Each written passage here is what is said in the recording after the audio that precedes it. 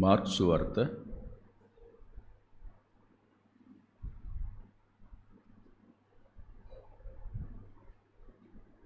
4వ అధ్యాయం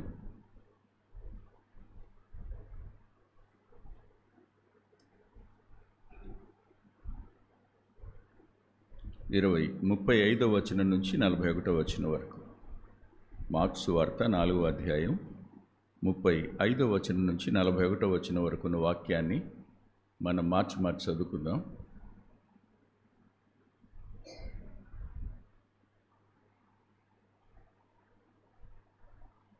ఆ దినమే సాయంకాలమైనప్పుడు ఆయన అద్దరికి పోదుమని వారితో చెప్పగా, వారు జనులను పంపివేసి ఆయనను ఉన్న పాటున చిన్న దోణిలో తీసుకొని పోయి ఆయన వెంబడి మరికొన్ని దోణి వచ్చెను.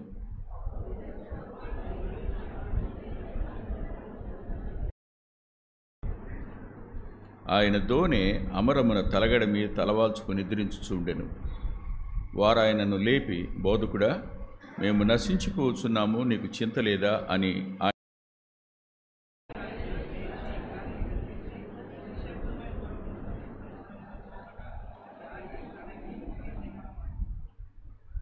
అప్పుడు ఆయన, మీరెందుకు భయపడుచున్నారు?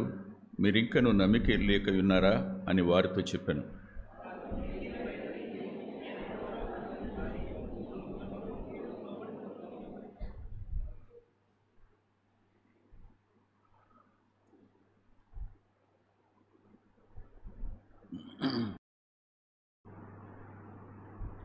మనం మార్క్ 4లో చూసిన ఈ సంగతి మత్తయికి వెళితే 8లో కనపడుతుంది, లూక్కి వెళితే 8లో కనపడుతుంది. జాగ్రత్త గుర్తుపెట్టుకోండి. మార్క్ 4 దగ్గర ఆగాం. ఇటు పక్కకి వెళితే 8, ఇటు వెళ్ళినా 8. ఈ సంఘటన 3 సువార్తలో రాయబడింది. మత్తయి 8, మార్క్ 4, లూకా 8. వ్రాయబడిన ఈ సమయంలో ఈ సందర్భం అది చిన్న దోణి వచ్చింది పెద్ద తుఫాను. అంతేగా, ఉన్నపాటున చిన్న దోణిలో తీసుకొని పోయి పెద్ద తుఫాను రేగి, అప్పుడు పెద్ద తుఫాను లేగి. ఆత్మీయ జీవితం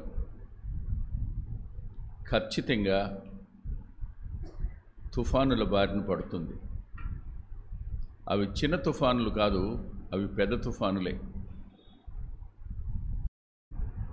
తుఫానులు ఎంత పెద్దవైనా, మనం ఉన్నది ఎంత చిన్న జీవితంలోనైనా,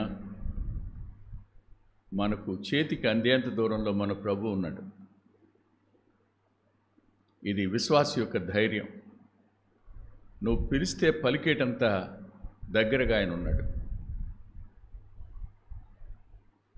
ఇది మనం ఆయన కృతజ్ఞత చెల్లించడానికి అద్భుతమైన కారణాలు ఇవి. ఇక్కడ ఆగుదాం. నాకు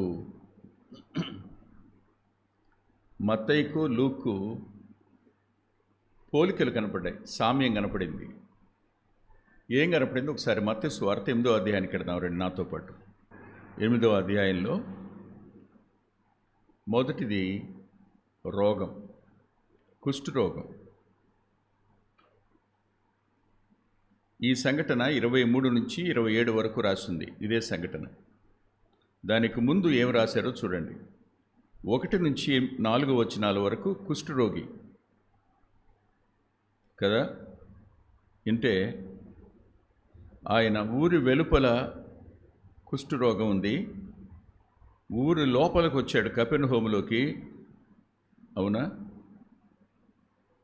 ఊరి లోపల ఏముంది చెప్పండి? అనారోగ్యం ఉంది. అవునా? ఆ తరువాత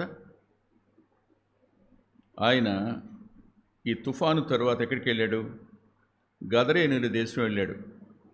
అక్కడ దయ్యం పట్టినవాడు ఉన్నాడు. అవును కదా? ఒక క్షణం ఆలోచిద్దాం. ఆయన తుఫానును గద్దించినవాడు ఎవరు అంటే మానవుడు తన పాపం వల్ల సంపాదించుకున్న రోగం, అది కుష్టు వంటిది, పాపరోగం. అతని నైజం, పాపానికి సంబంధించిన స్వభావం. అతడు దురాత్మల చేత పీడించబడే దుస్థితిలో ఉన్నాడు మానవుడు. ఇది మానవ జీవితం. ఈ మధ్యలో ఆయన తన అధికారాన్ని చూపించాడు, తానెవరో చూపించాడు. అందుకనే మార్క్స్ వార్తలో ఆయన గాలిని సముద్రాన్ని గద్దించగానే ఈయనెవరో అని వారు ఆశ్చర్యపడ్డారని ఉంటుంది. ఎవరో, యేసు ప్రభు ఎవరు అనే మాటకు ఆయన చికిత్స చేయడానికి, బాగు చేయడానికి వచ్చినవాడు.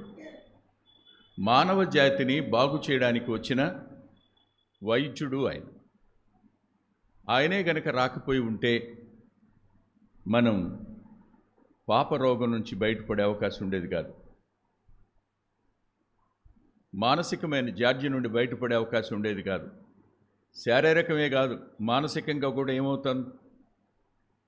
దురాత్మల మూలంగా పాడైపోతాం. శారీరకంగా, మానసికంగా పాడైపోయిన మానవుడు బాగు చేయడానికి వచ్చిన శక్తిమంతుడైన దేవుడు ఆయన. ఇది మత్తయి సువార్తలో. తిరిగి లూకా సువార్త దగ్గరికి రండి. లూకా సువార్త 8వ అధ్యాయంలో ఈ 3 విషయాలు రాసి ఆఖరిలో మరో మాట కూడా రాశాడు. అదేమిటంటే 49వ వచనం నుండి 56వ వచనం వరకు మరణం. మత్తయి రికార్డ్ చేసింది 3, లూకు రికార్డ్ చేసింది 4. రోగం, వ్యాధి అంటే కుష్టు రోగం, వ్యాధిగ్రస్తులైన వారు, అపవాది చేత పీడించబడుతున్నవారు, 3 అంతలు ఉన్నాయి. ఈ రోగం వేరు, వచ్చిన రోగం వేరు. ఇంట్లో ఉన్న రోగం వేరు, ఊరు బయట ఉన్న రోగం వేరు. ఆ తరువాత దురాత్మల చేత పీడించబడుతున్న 3. ఇందులో కూడా ఈ 3 ఉన్నాయి. కానీ ఆఖరిగా ఏం చేర్చాడంటే మరణం నుంచి బయటకు తెచ్చిన సంగతి చేర్చాడు ఇందులో, లూకులో. గుర్తుందా మీకు? 55వ వచనంలో ఆమె ప్రాణము తిరిగి వచ్చెను గనుక మరణాన్ని చేర్చాడు. ఇప్పుడు మత్తయిని, లూకుని పక్కపక్కకి తెచ్చి చూడండి ఒకసారి. ఇక్కడ కుష్ఠరోగం, రోగాలు, అపవాది, దురాత్మల సమూహం. ఇక్కడ కుష్ఠరోగం, రోగాలు, దురాత్మల సమూహంతో పాటు మరణం. అంటే మానవ జాతి 4 అంతల నష్టంలో ఉండగా దాన్ని బాగు చేయడానికి వచ్చినటువంటి గొప్ప వైద్యుడు నా ప్రియరక్షకుడు. ఈయనెవరు? ఇది ప్రశ్న. ఎవరు ఈయన? ఈయన ఎవరు అంటే ఒకసారి మీరు నాతో పాటు 89వ కీర్తన దగ్గరికి రండి.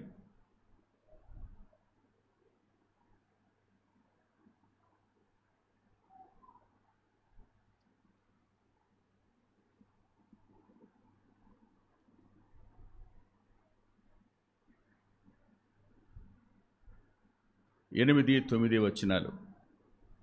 యెహోవా సైన్యములకు అధిపతిగు దేవా, యెహోవా నీ వంటి బలాఢ్యుడెవడు? నీ విశ్వాసచేతనే నీవు ఆవరింపబడి ఉన్నావు. సముద్రపు పొంగు నడుచువాడవు నీవే. దాని తరంగములు లేచినప్పుడు ఆయనే కదా. శిష్యులు కంగారు పడి లేపారు. అయ్యా, నశించిపోతున్నాం.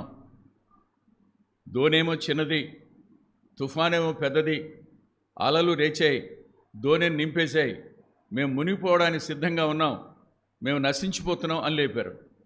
ఆయన వాళ్ళని ఏమనలా, లేచి గాలిని తుఫానుని గద్దించాడు. ఆయన ఎలా గద్దించాడో రాయలా, లేకపోతే మనం అంతా ఎక్సర్సైజ్ చేద్దాం. అదొక మేలు చేశాడు ప్రభు. మేము చదువుకునే రోజుల్లో ఓ ఇంగ్లీష్ పాఠం ఉండేది. ఆ ఇంగ్లీష్ పాఠంలో ఒక యునైటెడ్ కింగ్డమ్కి సంబంధించిన రాజుగారు ఒక ఆయన ఉండేవాడు. ఆయన బహు అహంకారి. మామూలు అహంకారం కాదు ఆయనది. అసలు ఈ ప్రపంచం అంతా నాకు లోబడుతుందనే ఫీలింగ్ ఆయనకి. మంత్రి గారు ఆయనకు బుద్ధి చెప్పాలనుకుంటాడు. రాజా, ఓ పని చేయి, అసలు నీకు లోబడందేంటి? ఇవాళ సాయంకాలం పూట నీ సింహాసనం తీసుకుని పోయి ఆ సముద్రం ఒడ్డును పెడతా, వచ్చే తరంగాలను ఆజ్ఞాపించి అవి అయ్యే అవుతాయి, నీ అధికారం ఇప్పుడు బయటపడద్దే, పద వెళ్దాం అన్నాడు. వేశాడు, కూర్చున్నాడు. 5 గంటలకు 4 గంటలకు వస్తున్నాయి, వెళ్ళి వెనకెళ్ళు అన్నాడు, వెళ్తున్నాయి. ఇంకా వెళ్తున్నాయి. ఇంకాసేపటికి ముందుకు వస్తున్నాయి, రాబాకంటున్నాడు, ఆగట్లా. 5 అయింది ఆగట్లా, 6 అయింది ఆగట్లా. ఏమైనాయి? సింహాసనంతో సహా. అవునా? ఆయన కాదు. లేచి గాలిని తుఫానును గద్దించాడని ఉంది. ఏమన్నాడో పరిశుద్ధాత్మదేవుడు ఖచ్చితంగా రాయడానికి ఇష్టపడలా. లేకపోతే వాళ్ళందరూ దాన్ని ఎక్సర్సైజ్ చేసేవాళ్ళు, అభ్యాసం చేసేవాళ్ళు. అన్నాడేమో తెలియదు. ఏమన్నాడు? ఆగు అన్నాడు, నిమ్మళించన్నాడు, ఏమన్నాడో తెలియదు, రాయలే. కానీ గద్దించిన మాట మాత్రం రాశాడు. వాస్తవం ఆ నిమిషంలో, ఆ ఫ్రాక్షన్ ఆఫ్ ఎ సెకండ్, నిమిషం కూడా కాదు, సెకండ్లో, ఫ్రాక్షన్ ఆఫ్ ఎ సెకండ్ గాలి ఆగిపోయింది, సముద్రం పొంగేది ఆగిపోయింది. ఎవరైనా లేఖనం చెప్తుంది, సైన్యములకు అధిపతికి యెహోవా, సముద్ర తరంగాలను అణిచేవాడు ఆయన. భూమి మీదికి రక్తమాంసాల్లో పాలువాడై వచ్చినవాడు ఎవరైనా ప్రభు కదా. నెంబర్ 1. నెంబర్ 2 చూడండి, 104వ కీర్తన.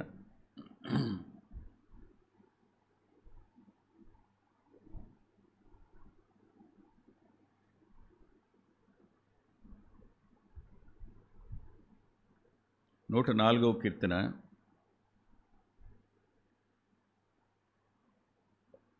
2, 3, 4 వచనాలు. వస్త్రము వలె వెలుగును నువ్వు కప్పుకొని ఉన్నావు, తెరను పరిచినట్టు ఆకాశ విశాలమును పరిచి ఉన్నావు.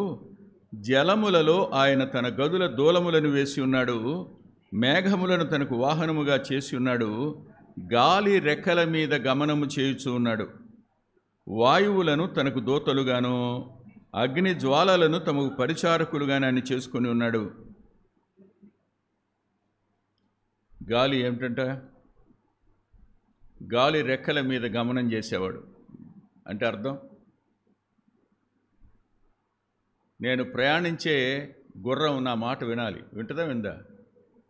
నేను స్వారీ చేసేటువంటి గుర్రం నా మాట వింటుంది. గాడిద ఖచ్చితంగా వింటుంది. మీరు ఎప్పుడైనా గేదె మీద ఎక్కారా? మీకు ఎవరికి అనుభవం ఉండదు. నేను ఎక్కాను, గేదెలు కాసేవాడు కదా, వాటి తోకబట్టుకుని ఈత నేర్చుకున్నా. ఈ అలసిపోయిన తర్వాత ఒడ్డుకు వచ్చే పరిస్థితి కనపడదు. ఎక్కి దాని మీద పండుకుంటే అవే ఒడ్డుకు తెచ్చి చెప్పినట్టుని.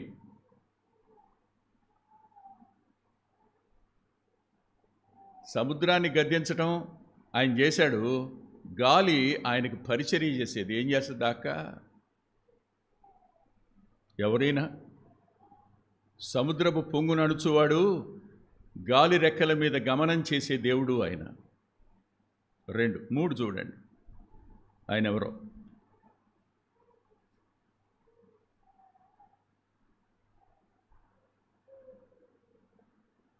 తొంభై 93వ కీర్తన 4వ వచనం, 3, 4 కూడా చదువుకుందాం. వరదలు ఎలుగెత్తెను యెహోవా, వరదలు ఎలుగెత్తెను, వరదలు తమ అలలను హోరెత్తునట్లు చేయుచున్నవి. విస్తార జలముల ఘోష కంటెను, బలమైన సముద్ర తరంగముల ఘోష కంటెను. ఆకాశమందునందు యెహోవా బలిష్ఠుడు. ఇది మన ప్రార్థన, మన ఆరాధన. నా జీవితం మీదకి తుఫానులు, వరదలు ఎలుగెత్తే, నేను భరించలేనంత, నేను సహించలేనంత, నేను చెవులు మూసుకోవలసి వచ్చినంత హోరెత్తిపోతున్నాయి. కానీ ఆకాశమందున నువ్వు బలిష్ఠుడు కదా. ఈ విస్తార జలముల ఘోష కంటే, బలమైన సముద్ర తరంగముల ఘోష కంటే నువ్వు బలవంతుడు. ఒక్క మాట సెలవిస్తే చాలు, నువ్వు ఒక్కసారి ఆజ్ఞిస్తే చాలు, నువ్వు ఆజ్ఞాపిస్తే చాలు, నువ్వు గద్దిస్తే చాలు, ఈ తరంగాలు ఆగుతాయి, ఈ గాలి తుఫాను ఆగుతుంది, ఈ వరదలు ఆగుతాయి. నువ్వెవరు? ఎక్కడున్నావు? నాదోనే నీదోనే? ఎవరిదోనది? ఎవరిదోనే? మీరే ఆలోచించుకోండి. ఆయన ధోనిలో మనం ఉన్నాము, మన ధోనిలో ఆయన ఉన్నాడు. నాకంటూ ఏముంది? ఆయన తప్ప. ఆయన కృప చొప్పునేగా కలిగి ఉన్నదంతా. సమస్తాన్ని ఎరిగినవాడు, సమస్తం చేయగలిగినవాడు, శక్తిమంతుడైనవాడు, పాప రోగానికి వంటి కుష్టు రోగాన్ని బాగు చేయగలిగినవాడు, స్వభావాన్ని బాగు చేయగలిగినవాడు, దురాత్మలను వెళ్ళకొట్టి మనల్ని తన ఆత్మచేత ఆత్మకు ఆలయంగా చేయగలిగినవాడు, మరణం నుంచి కాపాడగలిగినవాడు. ఈ భౌతిక సంబంధమైన ఈ తుఫానులు, జీవితంలో చెలరేగే ప్రతి విధమైన అలజడి, వరదలు, వీటన్నింటినీ ఆయన ఆపడానికి శక్తిమంతుడు కాడా? ప్రస్తుతానికి తుఫాను వస్తున్నప్పుడు భయమా కాదా? ఆ గాలి హోరు వేస్తున్నప్పుడు మీరు ఎప్పుడైనా ఆలోచించారా? 1977లో వచ్చినటువంటి తుఫాను ఎప్పటికీ దివిసీమలో ఆనాడున్న వాళ్ళు ఆ శబ్దం వినపడితే ఒక్కసారిగా ఒళ్ళు జలదరిస్తుంది వాడికి. ద పాస్ట్ ఎక్స్పీరియన్స్ ఎంత భయాన్ని కలుగు చేస్తుందో. కానీ ఒక్కసారి మనం గత కాలంలో మన జీవితంలోకి ఇలాంటి తుఫాన్లు రాలేదా? చాలా వచ్చాయిగా. ఏవన్నీ? అవన్నీ ఏమైపోయాయి? ఏ తుఫాను శాశ్వత కాలం ఉందో చెప్పండి? ఏ వరద ఎల్లకాలం ఉందో చెప్పండి? ఏ హోరు ఎల్లకాలం నిలిచి ఉందో చెప్పండి? అవన్నీ ఏమయ్యాయి? సద్దండికి పోలేదా? అవన్నీ నిలిచి ఉంటాయా? నువ్వు నిలిచి ఉంటావు నీ దేవుడితో పాటు. అవన్నీ ఆయన కనుసైగతో, ఆయన నోటి మాటతో, ఆయన చేతి సంజ్ఞతో అవి మొత్తం తలవంచవలసిందే. ఆయన నీకు దగ్గరగా ఉన్నాడు. కృతజ్ఞత చెల్లించకుండా ఎలా ఉందో? ఆరాధించకుండా ఎలా ఉందో? మీరే చెప్పండి. ఇకపోతే మధ్యలో మనకు మార్క్స్ వార్త దగ్గరికి ఆగాం. అక్కడికి రండి. మార్క్స్ వార్తలో సువార్తికుడు ఏమన్నాడో చూద్దాం.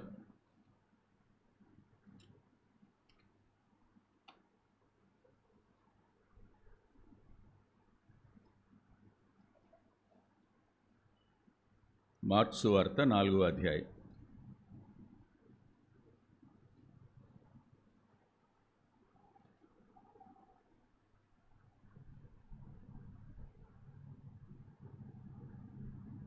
నాలుగో అధ్యాయంలో ఇక్కడ మీకు 4వ అధ్యాయం చివరన రాయబడింది. 5వ అధ్యాయంలో మిగిలిన ఈ సంగతులను రాయబడ్డాయి. 8వ అధ్యాయంలో రాయబడినవి, ఈ 8వ అధ్యాయంలో రాయబడిన సంగతులన్నీ 5వ అధ్యాయంలో రాశాడు. కానీ 4వ అధ్యాయం చివరన ఈ సంఘటన పెట్టి 4వ అధ్యాయంలో ఏం రాశాడో తెలుసా? ఇప్పుడు చూడండి, ఒక అద్భుతమైన సత్యం మనకు అవగాహన అవుతుంది. నెంబర్ 1,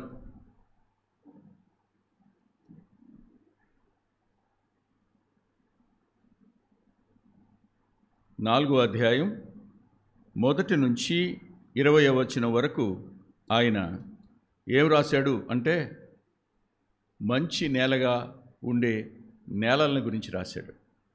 రకరకాల నేలలను గురించి రాశాడు. 21 నుంచి 25 వరకు వెలిగించబడిన దీపం గురించి రాశాడు. 26 నుంచి 29 వరకు ఆయన ఏమని రాశాడు?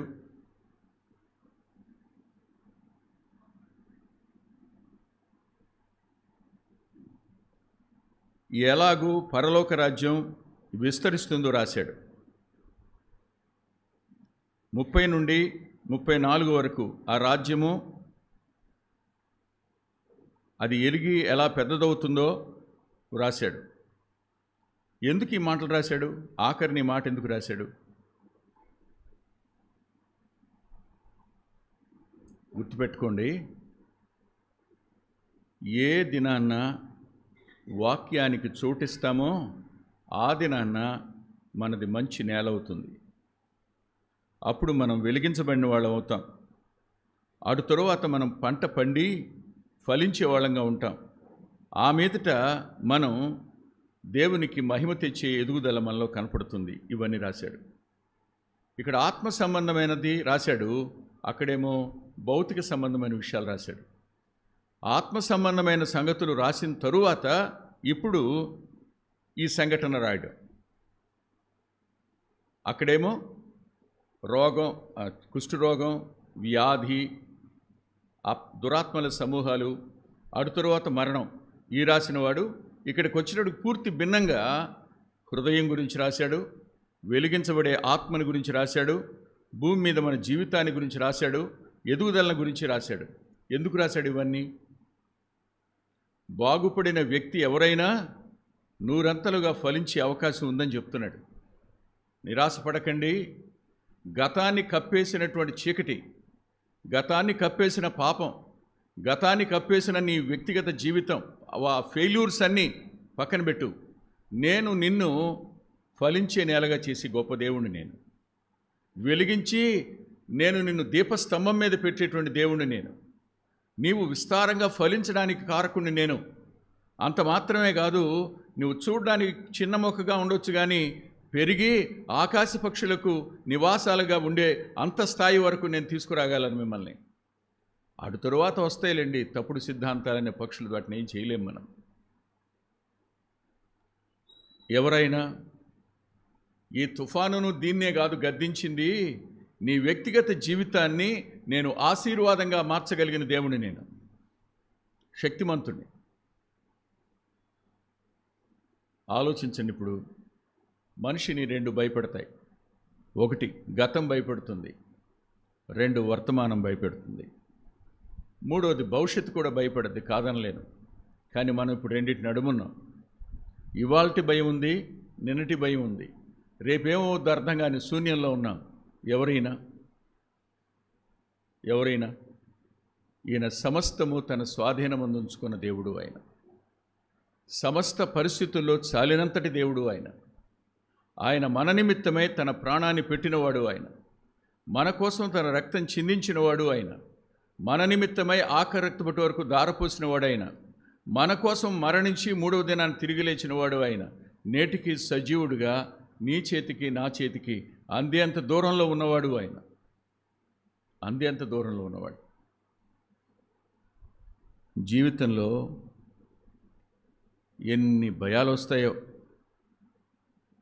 ఎన్ని మాటలు వినపడుతుంటాయో, ఎన్ని వరదలు వస్తుంటాయో చెప్పడానికి వీలు కాదు. మనం కుర్చీలోనూ కూర్చుని ఉంటాం, కానీ మన బుర్రంతా తుఫాను చేత నిండి ఉంటుంది. మనం ఇంట్లోనే ఉంటాం, మన గుండెంతా భయంతో నిండిపోయి ఉంటుంది. మనం పడక మీదే ఉంటాం, కానీ లోపల పేగుల్లో సైతం భయం పెనవేసుకున్నట్టు అనిపిస్తూ ఉంటుంది. ఇలాంటి పరిస్థితుల నడుమ నీ ప్రక్కన నీకు అందేంత దూరంలో ఆయన ఉన్నాడు. ఎవరైనా హెబ్రీ పత్రిక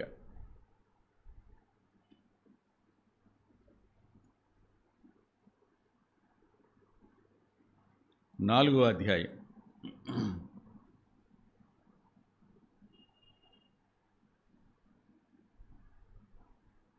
14వ వచనం నుండి 16వ వచనం వరకు. ఆకాశ మండలము గుండా వెళ్ళిన దేవుని కుమారుడైన యేసు అని గొప్ప ప్రధాన యాజకుడు మనకున్నాడు గనుక మనము ఒప్పుకున్న దాన్ని గట్టిగా చేపట్టుదము. మన ప్రధాన యాజకుడు మన బలహీనతలందు మనతో సహానుభవం లేనివాడు కాడు గాని సమస్త విషయముల్లోనూ మనవలనే శోధించబడినను ఆయన పాపము లేనివాడుగా ఉండెను. గనుక మనము కనికరింపబడి సమయోచితమైన సహాయము కొరకు కృప పొందినట్లు ధైర్యముతో కృపాసనమునొద్దకు చేరుదము. ఎవరైనా చెప్పండి. సాలినంతటివాడు,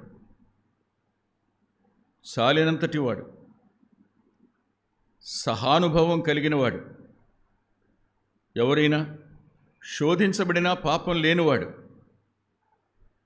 కనికరపడి మనకు సమయోచితమైన సహాయం చేయగలిగినవాడు.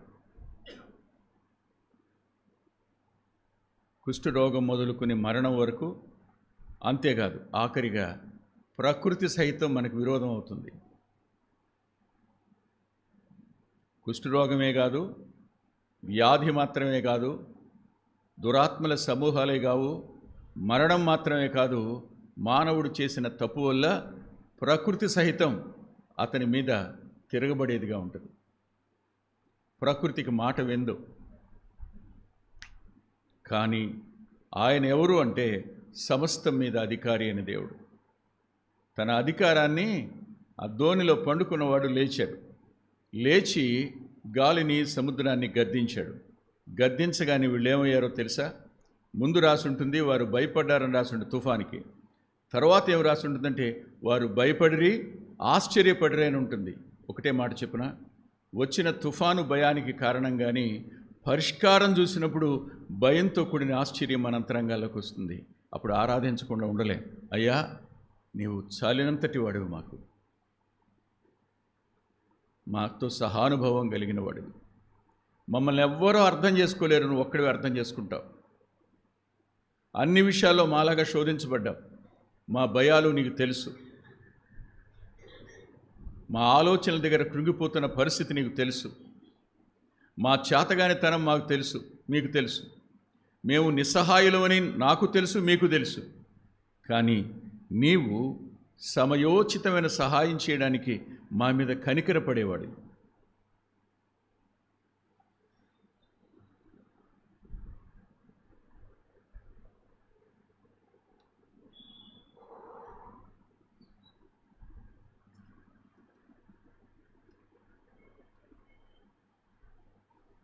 ఒకసారి పాత నిబంధన దగ్గరికి వెళ్దాం రండి.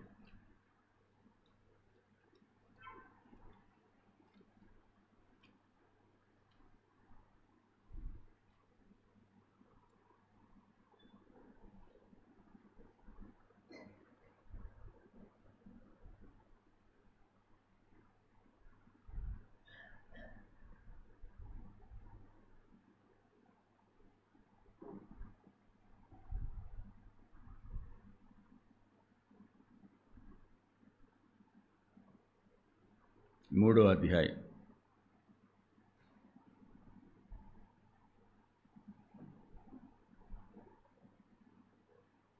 16వ వచనం. యెహోవా సియోనులో నుండి గర్జించుచున్నాడు, యెరూషలేములో నుండి తన స్వరము వినబడి చేయుచున్నాడు. భూమి ఆకాశములు వణుకుచున్నవి. అయితే యెహోవా తన ప్రజలకు ఆశ్రయమగును, ఇశ్రాయేలీయులకు దుర్గముగా ఉండును. గద్దించినవాడు కాదు, ఇప్పుడు గర్జించేవాడు కూడా. రేపు ఒకానొక దినాన్న యెరూషలేమును పరిపాలించే రాజుగా ఆయన ఉంటాడు. 1000 ఏళ్ల కాలం భూమిని పరిపాలిస్తాడు. అప్పుడు జరిగేది ఏమిటో తెలుసా?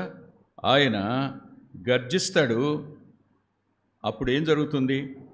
భూమి ఆకాశాలు వణుకుతాయి. సముద్రం కాదు, గాలి కాదు, భూమి ఆకాశం సహితం వణుకుతాయి. ఆయన